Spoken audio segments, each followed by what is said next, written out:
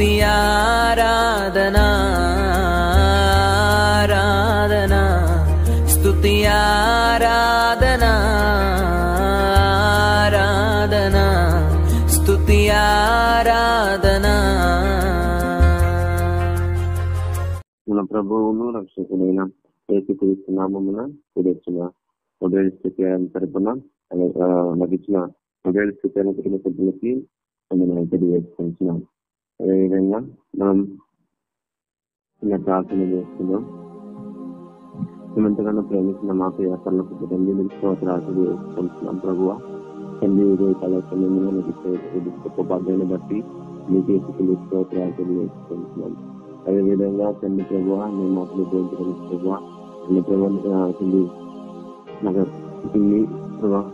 వాడుకుని ప్రభావం స్తోత్రాలు తెలియజేసుకుంటున్నాం. మీ మాటలు ప్రవర్తన అనవసర కలిగేసిన పిల్లలు స్తోత్రాలు ప్రభావ అవును లేదా మీకు ఏమన్నా స్తోత్రాలు తెలియజేసుకుంటూ మాకు యాత్రలకు కలుగుతుంది. అదేవిధంగా మనం దేవునికి ఎలాంటి మనము ఎలా మనం మాట్లాడాలి, దేవునికి మనం ఎలా చెప్పుకోవాలని మనం చెప్తున్నాం. ఎందుకంటే దేవుని మనము ఎన్నో మాటలు అనేవాడిగా ఉంటాం. ఎందుకంటే లోకానుసారంగా మాట్లాడేవాళ్ళు లేదంటే నోటికి మనము ఎలాంటి మాట్లాడి దేవుని ఏంటి మనము అని మనం చదువుతున్నాం. ఇక్కడ చూసుకున్నట్టయితే యాకోబు 1వ అధ్యాయము 26వ వచనం చూసుకున్నట్టయితే ఎవడైనను నోటికి కళ్యాణం పెట్టుకొనక తన హృదయమును మోసపరుచుకొనొచ్చు భక్తి గలవాడనని అనుకున్న ఎడల వాడిని భక్తి చేస్తుంది. సో ఇది ఏమంటున్నానంటే నోటికి ఇక్కడ కళ్యాణం పెట్టుకోవాలండి. మన నోటిలో ఉన్న మాటలు, నోటిలో మన వచ్చే మాటలు మనం అవన్నీ మనం చెడు మాటలు కానీ చెడు మనం ఆమెని కళ్ళం పెట్టుకునే వారంగా మనం ఉండాలి.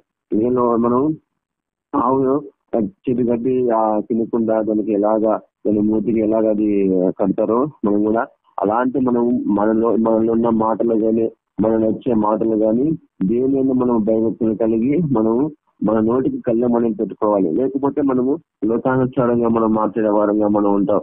నోటికి మనము అలా మనం అలాంటి మన మాటలు మాట్లాడితే దేవునికి మనం అసహ్యంగా మనం ఉంటాం. ఎందుకంటే నీకు ఏమంటున్నానంటే 26వ వచనం ఎందుకంటే భక్తి గల వారిని అనుకునే అంటే భక్తి నేనే భక్తి ఎక్కువ నేను చేస్తున్నాను, దేవుని నేను ఎక్కువ దేవుణ్ణి ఉన్నాను, దేవుణ్ణి నేను ఎక్కువ నేను నిమితి వెళ్తున్నానని అనుకుంటారు. ఎందుకంటే వాళ్ళు లోకానుసారంగా ఉంటారు. మళ్ళీ ఇంకా భక్తిగా వాళ్ళు జీవిస్తారు. ఎందుకంటే అలాంటి స్థితిలో ఉన్నవారు వాళ్ళు నోటికి కళ్ళమని పెట్టుకోవాలి. ఎందుకంటే వాళ్ళు లోకానుసారంగా ఉంటున్నారుగా మళ్ళీ దేవుని దైవభక్తులు కలిగి జీవించలేకపోతున్నారు. ఎందుకంటే నేను భక్తిగా ఉన్నాను, నేను దేవుని నేను ఎంతగానో ప్రేమిస్తున్నానని చెప్పేవారుగా ఉంటారు. ఎందుకంటే వాళ్ళు భక్తిహీనంగా ఉన్నారన్నమాట. భక్తిలో లేదు అంటే భక్తిహీనంగా ఉంది, దేవుని ఆరాధించే వారంగా దేవుని గణపరిచే వారంగా వాళ్ళు ఉంటున్నారు. అలాంటి దేవుని అలాంటి గణపరిచేవారు లేకపోతే అలాంటి వారు ప్రేమించేవారు ఎంత ప్రేమించినా ఆ ప్రేమను వ్యక్తమే. ఎందుకంటే దేవుని దైవభక్తులు కలిగి జీవించాలి. ఎందుకంటే నేనే భక్తి బలను నేనే భక్తి గల వాళ్ళని అనుకున్న ఎడల వాని భక్తి వ్యక్తమే అంటున్నాను. ఎందుకంటే వాని భక్తి మనము నేనే భక్తి బలను నేను బాగా ప్రార్థన చేస్తున్నాను, నేను బాగా వాక్యం చెబుతాను, నేను బాగా పాటలు పాడుతాను అని మనం అలాంటి మాట మనం అనుకోకూడదంట. ఎందుకంటే మనం అలాంటి అనుకున్నా కూడా అది ఒకవేళ నీకు పాటల వారిని ఇచ్చింటే నీకు నువ్వు పాటలు మనం పాటలు పాడాలి. అలాంటి ఒక్కొక్క వారికి ఒక్కొక్క తలంపు అన్నమాట. ఆ తలంపు మనం హెచ్చులుగా మనం మాట్లాడకూడదు. ఎందుకంటే దేవుడు ఒక తలంపు ఇచ్చింటాడు. ఆ తలంపు ద్వారానే దేవుడు మన తెచ్చే వారంగా మనం ఉండాలి. భక్తి పడిన వారంగా లేకపోతే నేను భక్తులని మనం అలాంటి మాటలు అనుకున్నా కూడా మన భక్తి అనేది వ్యక్తమైపోతుంది. అలాంటి మాటలు మాట్లాడకూడదు, అలాంటి ప్రవర్తన మనం చేయకూడదు. దేవుడు ఏ వరం ఇచ్చింటే ఆ వరం ద్వారానే మనం దేవుని గణపరిచే వారముగా, దేవుని స్థుతించే వారముగా, దేవుని ఆయన మయంపరిచే వారంగా మనం ఉండాలి. మనలో ఉన్న హెచ్చులను మనం తగ్గించుకునే వారంగా ఉండాలి. మనలో ఉన్న హెచ్చులను మనం ఎప్పుడు తగ్గించుకుంటామో అప్పుడే మనం హెచ్చించబడతాం. అందుకే అంటున్నాడు బైబిల్లో, తను తాను తగ్గించుకున్నవాడు వాడు తను తాను హెచ్చించబడు. అంటే మనము దేవుని దగ్గర మనం తగ్గించుకునే మనిషి మనలో ఉండాలి. ఎందుకంటే దేవుడు మాత్రమే ఆయన మాత్రమే హెచ్చించబడాలి. ఆయన నామం మాత్రమే హెచ్చించబడాలి. ఆయన గంట మాత్రమే హెచ్చించబడే వారుగా ఆయన మాత్రమే పూజకు అర్హుడు. అందుకే అంటున్నాడు మనము అలాంటి ప్రవర్తన మనం చేయకూడదు. ఎందుకంటే మనలో ఉన్న హెచ్చులు, మనలో ఉన్న గొప్పదనలు మనము చెప్పుకోకూడదు. ఎందుకంటే అదే మనము అందుకే అంటున్నాం కదా, భక్తి ఏంటంటే 20 ఆలోచన భక్తి గల వాళ్ళని అనుకునేలా వాళ్ళ భక్తి వ్యక్తమే. ఎందుకంటే వాని భక్తి నువ్వు ఎంత భక్తి చేసినా కూడా వ్యక్తమైపోతుంది. దేవుని ఏ తలంపు వచ్చింటే ఆ తలంపు వారు దేవుడు మయంపరిస్తే అదే నీకు దేవుడు మయంపరిచే వారుగా ఉంటాడు. అలాంటి తలంపుని ఆయన మనకి ఇచ్చింటున్నాడు. అలాంటి ఆలోచన మనకి ఇచ్చింటున్నాడు. అందుకే దేవుని మనము ఎంతో ఘనపరిచే వారంగా, మన స్థుతించే వారంగా మనం ఉండాలి. దేవునికి స్తోత్రం చేయండి. మనం అదే మనం చూసుకున్నట్లయితే 27 వచ్చినట్లయితే, తండ్రి అయినా దేవుని ఎదుట పవిత్రమును భక్తి ఏదనగా దిక్కులేని పిల్లలను, విధవరాళ్లను వారి ఇబ్బందులను పరామర్శించయు ఇనుగొక మాలిన్యము తన కంటకుండా తను తాను కాపాడుకుంటాయి. అంటే ఇహలోక బంధములు మనలో ఉన్న ఈ లోక సంబంధం లేకుండా తను తాను కాపాడుకుంటే మనం లోకానుసారంగా ఆలోచించకుండా, లోక బంధకాలు మనం ఆలోచించకుండా దేవుని మనం ఈశ్వరించి దేవుని మనము ఆ భక్తిగా మనం ఉంటే అదే మన తను తాను మనం కాపాడుకునే వారంగా ఉంటాం. మనము లోకానుసారంగా వెళ్ళిపోయి మనం ఎన్నో ఆలోచనలు, తలంపులు మనలో అనేక పుట్టి ఉంటున్నాయి. కానీ దేవుడు మన భక్తిని కాపాడుకునే వారిగా మనం ఉండాలి. మన భక్తిని ఎప్పుడు కాపాడుకుంటామో అప్పుడే మనము దేవుని భక్తిని కలిగి జీవించే వారిగా మనం ఉంటాం. అదే చూడండి, అదే మనము యెషయా 49:14 చూసినట్లయితే దేవుడు నన్ను మర్చి ఉండడం మనం అనుకునే వారంగా మనం ఉండకూడదు. యెషయా 49:14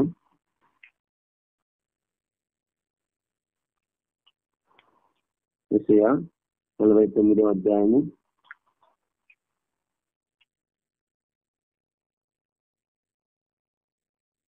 14 అయితే సీయోను యెహోవా నన్ను విడిచిపెట్టి ఉన్నాడని, ప్రభు నన్ను మర్చి ఉన్నాడని అనుకొనిస్తున్నది.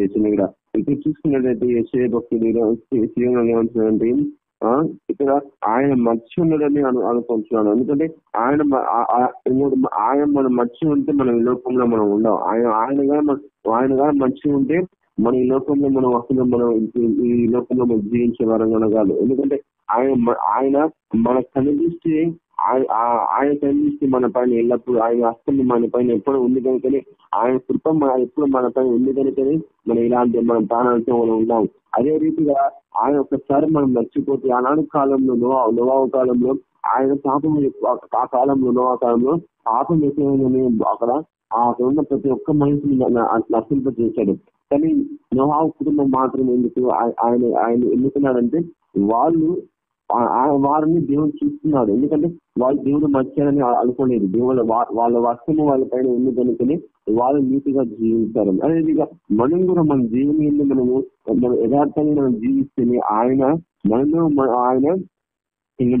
మర్చి ఉన్నాడు. ఎందుకంటే ఆయన నువ్వు ఎలాంటి వాడైనా కానీ ఎలాంటి స్థితిలో ఉన్నవాడు కానీ దేవుడు నమ్ముకున్న దేవుడు నమ్ముకోకపోయినా దేవుడు నీ వైపు చూస్తున్నాడు, దేవుడు నీ వైపు ఉంచున్నాడు, నీ హస్తము నీ పైన ఉంచి.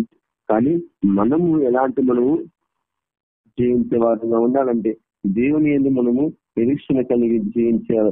దేవుడు నన్ను మర్చి ఉన్నాడు, అవి నా కష్టాలు, నా బాధల్లో నాకు కష్టం వచ్చింది, కానీ ఆ దేవుడు నన్ను మర్చి ఉన్నాడు అని మనం అనుకోవద్దు.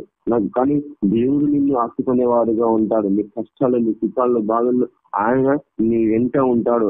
నీ కష్టం వచ్చి నేను బాధ వచ్చి నేను దేవుడు మర్చాడు, నన్ను చేయించి పెట్టాడు అని దేవుడు మనం అనుకోవద్దు. ఒకవేళ ఒక తండ్రి కుమారునికి కష్టం వస్తే తండ్రి ఎలాగా ఆ కుమారుని పిలుచుకుంటాడు, ఆ కుమారుని ఎలాగ హత్తుకుంటాడు, ఆ కష్టాల్లో బాగుంది ఆ తండ్రిని ఓదారుస్తాడు. అలాగే తండ్రి మన తండ్రి, ఎందుకంటే మన కష్టాల్లో ఆయన ఓదార్చే దేవుడు, మన బాధల్లో మనకు ఓదార్చే దేవుడు, మన ఇబ్బందుల్లో ఆయన తీసుకుని ఆయన ఓదార్చే దేవుడు. ఎందుకంటే ఆ కాలంలో ఆగరు అక్కడ నీరు కావాలని ఎంతగానో అక్కడ ఉన్న ఆ కుమారుడు కానీ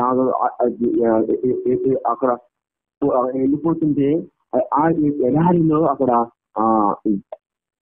బండ తొమ్మిదిలో అక్కడ బండకు ఆయన ఆ బండ నుంచి నీళ్ళిచ్చే దేవుడు కావచ్చు. ఎందుకంటే ఆయన కనిపిస్తూ మన పైన ఉంది కనుకనే ఆగాదుకు నీళ్ళిచ్చే దేవుడుగా ఉంటున్నాడు. అలాంటి స్థితిలో మనం కూడా అలాంటి వారంగా మనం ఉంటాం. ఎందుకంటే ఆయన మర్చి ఉంటే ఆయన కానీ మనలో మనల్ని మర్చి ఉంటే మనం ఎలాంటి స్థితిలో ఉంటామంటే అలాంటి స్థితిలో మనం ఉంటాం. అలాను ఆగారం ఒక్కసారి మర్చిపోయింటే కానీ ఆగారం మర్చిపోలేదు కదా. ఆయన మర్చిపోలేదు. ఆగారం మర్చిపోకుండా ఆయన బండ నుంచి నీళ్ళిచ్చే దేవుడిగా ఉంటున్నాడు. ఆగారం ఎప్పటికీ మర్చిపోలేదు. ఆగారం వాళ్ళ అబ్రహాము వెలివేశాడు కానీ, ఆ శారా వెలివేసింది కానీ దేవుడు మాత్రం వెలివేయలేదు. దేవుడు మాత్రం హత్తుకున్నాడు. దేవుడు మాత్రం ఆయన కౌగులు హత్తుకున్నాడు. గనుకనే ఆమెకు దాహం అయినప్పుడు కూడా దాహం ఇచ్చే దేవుడుగా ఉంటున్నాడు. ఈ రోజు నువ్వు నేను అలాంటి కష్టాల్లో మనం ఉన్నట్టయితే, ఈ రోజు నువ్వు నేను అలాంటి బాధల్లో ఉన్నట్టయితే, ఈ రోజు నువ్వు నేను నీ తల్లిదండ్రులు కానీ ఎవరైనా కానీ నేను వెలివేసినప్పుడు దేవుని హత్తుకునేవాడు.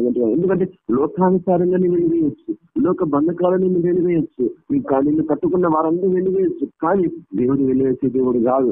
దేవుడు నీతో ఉన్నాడు, దేవుడు నీతో ఉంటున్నాడు. కనుక మనం అలాంటి మాటలు మాట్లాడకూడదు. అయ్యో దేవుడు నన్ను ఎందుకు చూస్తలేదు, అయ్యో దేవుడు నా కష్టాలు ఎందుకు నన్ను చూసుకుంటా లేదని మనం అనుకునే వారంగా మనం ఉండకూడదు. ఎందుకంటే ఆగారు ఎలాగా దేవుడిని మొరపెట్టిందో, ఆగారు ఎలాగా ఆమెకు దేవుని దర్శనం వచ్చి బండ నుంచి నేను ఎలాగా ఆయన పుట్టించాడు, అలాంటి మనం కూడా అలాంటి వారంగా మనం ఉంటాం. ఎందుకంటే మనం దేవుని విశ్వాసం ఉంటేనే అలాంటి మనము ఆయన అస్తమం ఆయన పైన ఉంటుంది. దేవుని మనం నిలిచి ఉంటేనే ఆయన అస్తమం మన పైన ఉంటుంది. అంటే దేవుని నమ్ముకున్నా కూడా వాళ్ళ పైన కూడా దేవుని అస్తం ఉంటుంది. ఎందుకంటే వాళ్ళు కూడా దేవుని బిడ్డలే. ఆ కాలంలో వాళ్ళు ప్రతి ఒక్కరు దేవుని బిడ్డలే. ఎందుకంటే వాళ్ళు ఏదో ఒక రోజు మారు మనసు పొందుతారని, నా వైపు తిరుగుతారని ఆయనకు చిన్న ఆశ అనమాట. ఎందుకంటే అలాంటి స్థితిలో కూడా అందరినీ ఆయన ఒకే రీతిగా చూస్తున్నాడు. దేవుని నమ్ముకున్న వారిని, దేవుని నమ్మకపోయిన వారిని ఒకే రకంగా చూస్తున్నాడు. ఎందుకంటే మనం దేవుడు మన వైపు చూడట్లేదు, దేవుడు మన ఆలోచన చూడట్లేదని మనం అనుకునే వారంగా ఉండకూడదు. అదే రీతిగా మనం అలాంటి అనుకుంటే మనము చూడండి, మనం అలా అనుకోకూడదని యెషయా భక్తులు అంటున్నాడు. ఎందుకంటే నీతిగా అని బట్టి మనం ద్వితీయోపదేశ కాండము 9వ అధ్యాయము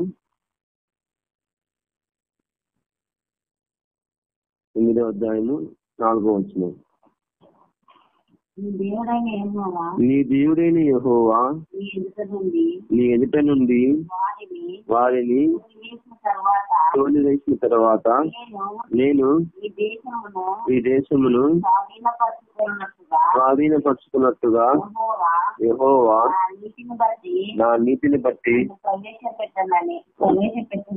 నన్ను ప్రవేశపెట్టనని అనుకునవద్దు. ఇప్పుడేమంటున్నాయంటే నా నీతిని బట్టి జరుగుతున్నామని మనం అనుకునే వారంగా మనం ఉండకూడదు. అంటే మన ఆలోచన బట్టి ఎంతో నేను ప్రార్థన చేస్తున్నాను, నేను ఎంతో దేవుని నేను నిరీక్షణ ఉంచానని మనం అనుకునే వారంగా మనం ఉండకూడదు. దేవుని మనము మన నీతిని బట్టి మనం అన్ని జరుగుతున్నాయి, మన నీతిని బట్టి నాకు అన్నకి నీరు జరుగుతున్నాయి అని మనం అనుకునే వారంగా ఉన్నాం. ఎందుకంటే దేవుడు ఉన్నాడు కనుకనే నీ వైపు నీ నీతిని బట్టి ఆయన జరిగిస్తున్నాడు.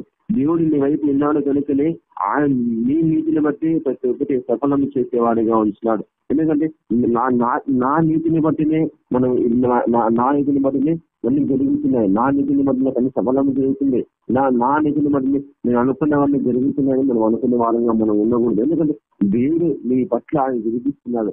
దేవుడు నీ పట్ల ఆయన ప్రతి ఒక్కటి ఏది చేయాలో, ఏది కూనుకుంటున్నావో ప్రతి ఒక్కటి ఆయన సఫలము చేసేవాడుగా ఉంటున్నాడు. ఎందుకంటే ఆనాడు అలానే చేస్తాడు. ఎందుకంటే ఆయన ప్రార్థన చేస్తాడు. ఆయన ఏదైనా పని కూడుకున్నప్పుడు, ఏదైనా పని చేయలేనప్పుడు, ఆయన ఎంతో ఆ రోషము గల అయినప్పుడు కూడా ఆయనకి ఏదైనా కావాలన్నా కూడా ఆయన ప్రార్థన చేసి ఆయన దేవుని మొరపెట్టేవాడు. ఎందుకంటే ఆయన నీతిపరుడు అయినప్పుడు కూడా కానీ ఆయన దేవుని ఆయన ప్రార్థన చేస్తాడు. దేవుని ఆయనకు మొరపెట్టాడనమాట. ఆయన ఇవన్నీ నా నీతిని బట్టి జరుగుతున్నాయని అనుకోలేదు. ఆయన ఇవన్నీ నా నీతిని బట్టి నేను చేసిన అద్భుత కార్యాలను బట్టి ఆయన అనుకోలేదు. ఎందుకంటే దేవుని ఆయన ద్వారా ఆయన నీతిని చేస్తున్నాడు. దేవుని ఆయన ద్వారా ఆయన ప్రతి ఒకటి అద్భుతం చేసేవాడుగా ఉంటుంది. ఎందుకంటే ఆయన నీతిని బట్టి జరగలేదు, దేవుడు ఆయన ద్వారా చూపిస్తున్నాడు అన్నమాట.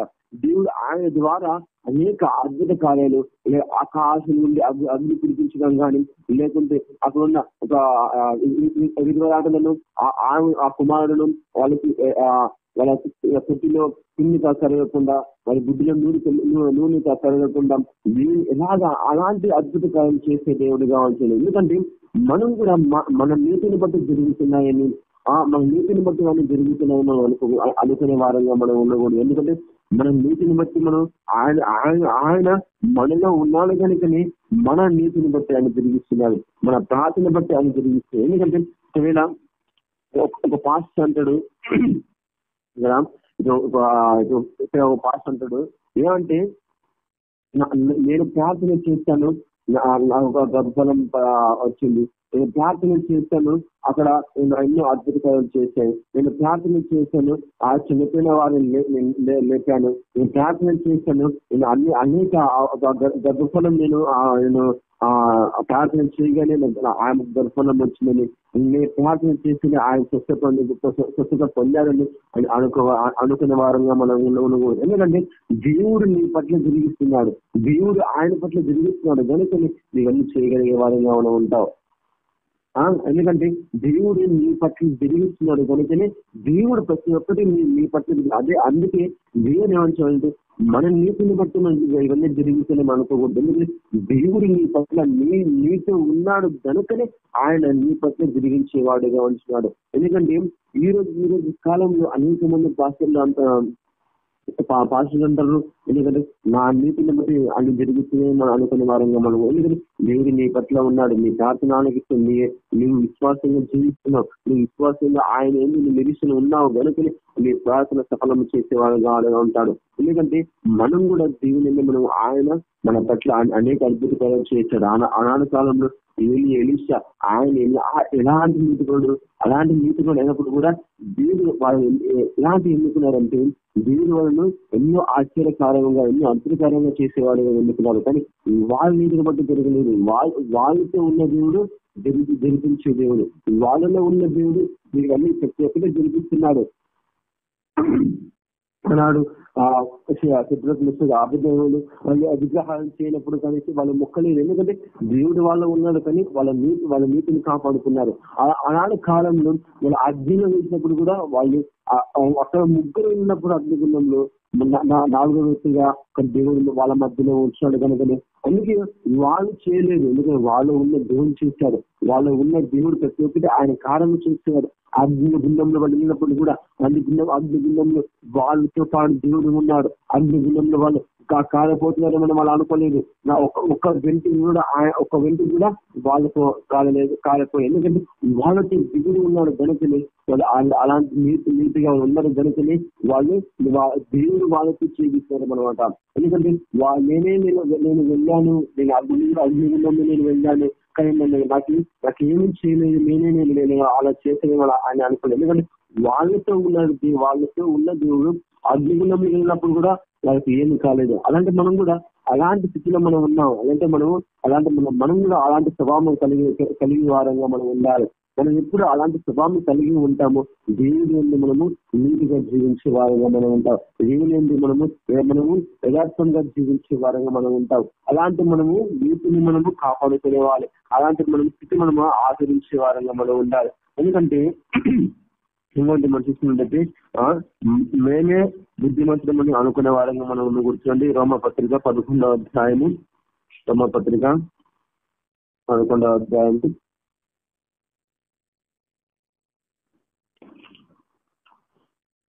రోమపత్రిక 11వ అధ్యాయము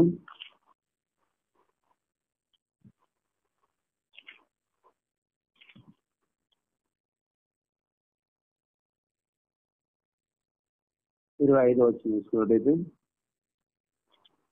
రోమపత్రిక 11వ అధ్యాయం 25వ వచనం.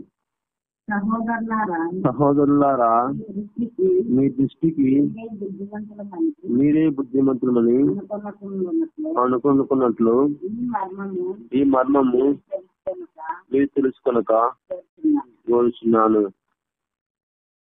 ఏమవుతుందంటే, నేనే బుద్ధిమంతులమని మన దృష్టికి అనుకోకూడదు, మన ఆలోచనకి అనుకోకూడదు. నేను ఎంతో నీతి పనులు, నేను బుద్ధిమంతుని మనం అనుకునే వారంగా ఉండకూడదు. ఎందుకంటే ఆనాడు కాలంలో సొలొమోను ఎంతో బుద్ధిమంతుడు, ఎంతో ఆలోచనకర్త.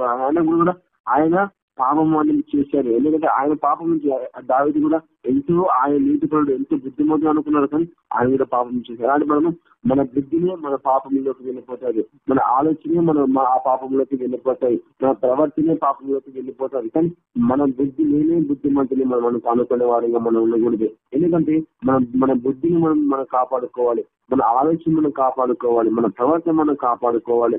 అందుకే అంటున్నాడు, నేనే బుద్ధిమంతులు మనం ఎప్పుడు అనుకుంటాము, నేనే మంచి జ్ఞానవంతులు మనం ఎప్పుడు అనుకుంటాము, మేము ఎంతగానో ఆ బుద్ధిమంతులని, నేను ఎంతగానో మంచి వారమని అనుకునే వారంగా మనం ఉన్నాము. ఎందుకంటే మనము అలాంటి స్వభావం మనం లేదు అన్నమాట. ఎందుకంటే దేవుని పట్ల నీ పైన తిరిగిస్తున్నారు. ఎందుకంటే దేవుని నీ బుద్ధి ఎలా అంటాడు,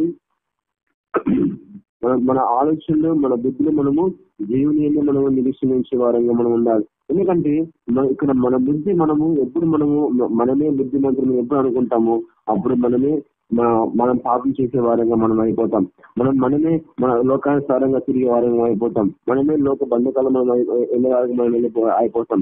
అదే విధంగా చూడండి, కూడా మనమే జ్ఞానవంతులమని అనుకునే వారంగా ఉండకూడదు. ఎందుకంటే మనము జ్ఞానవంతులమని, మన జ్ఞానం ఎంతో గొప్పదని, మన జ్ఞానం ఎంతో విలువైనదని ఆ దేవుడు అంటున్నాడు. ఎందుకంటే మన జ్ఞానము మన జ్ఞానము మనమే జ్ఞానవంతులమని అనుకునే వారంగా మనం ఎప్పుడు ఉంటామో అదే విధంగా మనం లోకానుసారంగా వెళ్ళిపోయే వారంగా మనం ఉంటాం.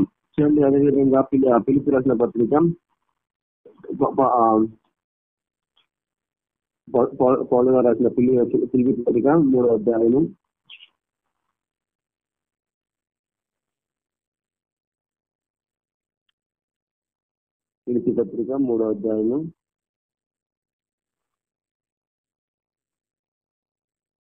12వ వచనం. ఇదివరకే నేను గెలుచుకున్నాను, ఇదివరకే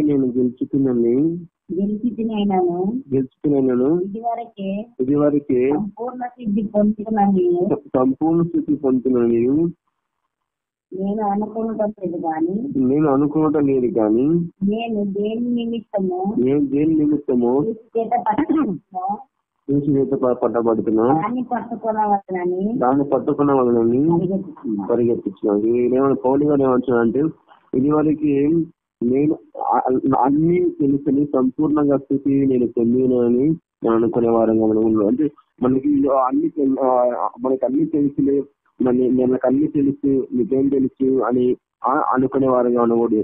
నువ్వు ఎలాంటి వాడు అయినప్పుడు కూడా నీకు అన్ని తెలిసి మనం అనుకోండి. సంపూర్ణ ఇంతవరకు స్థితి నాకు ఇంతవరకు నాకు సంభవించింది, నాకు ఇంతవరకు ఇవన్నీ అన్ని అనుభవించుకున్నాను నేను అని అనుకునే వాళ్ళగా మనం ఉంది. ఎందుకంటే మన ఇంతవరకు జరిగింది, కానీ మన స్థితిని కూడా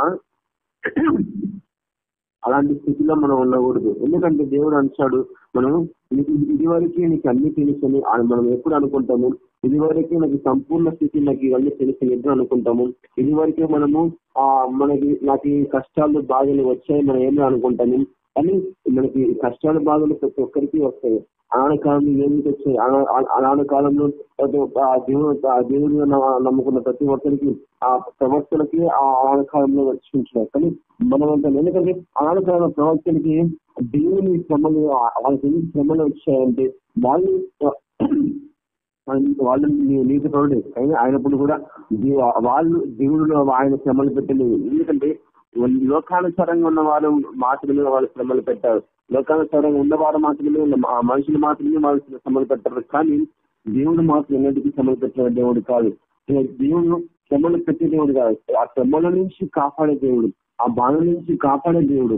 అందుకని గారు ఒక రోజు అక్కడ రాజుకి ఒక వర్తమానం పంపించినప్పుడు అక్కడ ఆ వర్తమానం పంపినప్పుడు ఆ వర్తమానం నుంచి అక్కడ ఏలియాని ఆ కొట్టాలని ఏలియాని చంపాలని అక్కడ ఆ సైనికులు అన్న వాళ్ళు వచ్చినప్పుడు ఏలియా గారు దేవుడు నేను కాపాడుకుంటున్నాను అక్కడ ఆ చెట్ల పొదల నుంచి ఆయన కాపాడుకున్నాడు. ఎందుకంటే ఆనాడు కాలంలో ఏలియా గారు ఆ వర్తమానం పంపిస్తున్నాడు ఆ రాజుకి పంపినప్పుడు ఏలియా గారు అక్కడ కాపాడాడు. అంటే అక్కడ దేవుడు కాపాడాడు. ఎందుకంటే ఏలియా గారు అలాంటి మనం ఇదివరకే అంటే నాకు జరిగాయి, ఇదివరకే నాకు సంభవించాయి, ఇదివరకే నాకు ఇలాంటి కష్టాలు వచ్చాయి అని మనం అనుకునే వాళ్ళంగా మనం ఉండకూడదు. ఆయన స్వార్థ వెళ్ళినప్పుడు మనము దేవుని పరిచయం చేసినప్పుడు అలాంటి అలాంటి మనకి ఇవన్నీ వచ్చాయని అనుకునే వారంగా మనం. ఎందుకంటే దేవుడు నీ పట్ల కాపాడుతున్నాడు, దేవుడు నీ పట్ల నిన్ను ఆదుకునేవాడుగా, దేవుడు నీ పట్ల నిన్ను ఆయన నీ పట్ల గణపరిచే వారుగా వచ్చు. ఎందుకంటే మనం అలాంటి స్థితిలో మనం ఉండాలి. కానీ దేవుడు మనకి ఇదివరకే తెలిసి ఇదివరకు మన సంపూర్ణ స్థితి మనం పొంది ఉన్నామని అనుకునే వారంగా మనం ఉండకూడదు. అదేవిధంగా మనం చూసుకున్నట్లయితే అపొస్తలుల కార్యములు 4:30 చూసినట్లయితే ఈ శ్వాసముతో దేవునికి ఇచ్చిన తర్వాతనే మన విశ్వాసంతో మన దేవునికి మన విశ్వాసంలో మనం ఎప్పుడు చేయడం. అపొస్తలుల కార్యములు 4:32 చూసినట్లయితే విశ్వసించిన వారందరూ ఏక హృదయమును ఏకాత్మ గలవారే ఉండరు. ఇక్కడ ఎవరును తనకు కలిగిన వాటిలో ఏది తనదని అనుకోనలేదు.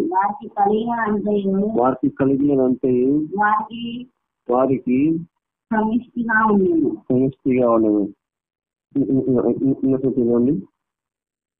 విశ్వసించిన వారందరూ ఏక హృదయమును ఏకాత్మ గలవారై ఉండదు. ఎవరును తనకు కలిగిన వాటిలో ఏది తినదని అనుకొనలేదు. చాలా ఏమిటంటే విశ్వాసముతో ఏక హృదయముతో మనం ఆత్మతో మనము దేవుని స్థితించి దేవుని కనిపించే వారంగా అక్కడ ఉంచాం. ఎందుకంటే వాళ్ళు ఏమనుకున్నాడు, మా విశ్వాసం గొప్పదని వాళ్ళు అనుకోలేదు. ఎందుకంటే వాళ్ళు ఇక్కడ ఏమనుకున్నారంటే దేవుడు తనకు కలిగిన వాటిలో ఏది తనదని అనుకోనలేదు. ఏది నాది అని అనుకోలేదు. అక్కడ నాది అని వాళ్ళు ప్రతి ఒక్కటి సంబంధించింది, ప్రతి ఒక్కటి నా విశ్వాసం ద్వారా ఇవన్నీ నాకు కలుగుతున్నాయి, నా విశ్వాసం ద్వారా ఇవన్నీ జరుగుతున్నాయని అవన్న వాళ్ళు అనుకోలేదు. ఎందుకంటే వాళ్ళ విశ్వాసం వాళ్ళ పట్ల వాళ్ళు ఉన్నాడు కనుకనే అలాంటి వాళ్ళు అనుకోలేదు. మనం కూడా అలాంటి స్థితిలో మనం కూడా ఉండాలని, అలాంటి మనము దేవుని ఆచరించాలని, దేవుని మనం గణపరచాలని అనుకుంటాం. ఎందుకంటే అవన్నీ ఏమంటుందంటే కూడా అపోస్తలుడు ఏమంటున్నాడంటే ఆయన విశ్వాసం ద్వారానే నాకు ఇవన్నీ కలుగుతున్నాయని అని అనుకోలేదు. ఎందుకంటే దేవుని ఆయన విశ్వాసం ద్వారా ఆయన ప్రార్థన చేశాడు, ఆయన విశ్వాసం ద్వారా ఆయన మొదలుపెట్టాడు, ఆయన విశ్వాసం ద్వారా దేవుని వేడుకున్నాడు కనుకని ఆయనకు దేవుడు ఆయన మొర ఆయన ఆలోచించే దేవుడిగా ఉంటున్నాడు. దేవుడు ఆలోచనలు ఆయన తలంపులు తీర్చే దేవుడు. అదేవిధంగా మనం కూడా దేవుని అలాంటి మనము ఆచరించే వారంగా మనం ఉండాలి. మనం ఇలాంటి మనం ఇంకోటి ఏంటంటే మనం నోటికి కళ్ళం పెట్టుకునే వారంగా మనం ఉండాలి. దేవుడు మనకు అన్ని దేవుడు నన్ను మర్చినాడు మనం అనుకునే వారంగా మనం ఉండకూడదు. అదే విధంగా మన నీతిని జరుగుతున్నాయని మనం అనుకోకూడదు. అదే మనమే బుద్ధిమంతులమని మనం అనుకునే వారంగా మనం ఉండకూడదు. మనమే జ్ఞానవంతులమని అనుకునే వారంగా మనం ఉండకూడదు. అన్ని మనకి తెలిసాయని మనం అనుకునే వారంగా ఉండకూడదు. విశ్వాసం ద్వారానే మనకు జరుగుతున్నాయని మనం అనుకునే వారంగా ఉండకూడదు. విశ్వాసం ద్వారానే మనకి మన విశ్వాసం మనం కాపాడుకునే వారంగా మనం కాపాడుకునే వారంగా మనం ఉండాలి. అదే విధంగా నాకు ఇచ్చిన సమయాన్ని బట్టి చేసుకుంటున్నాను.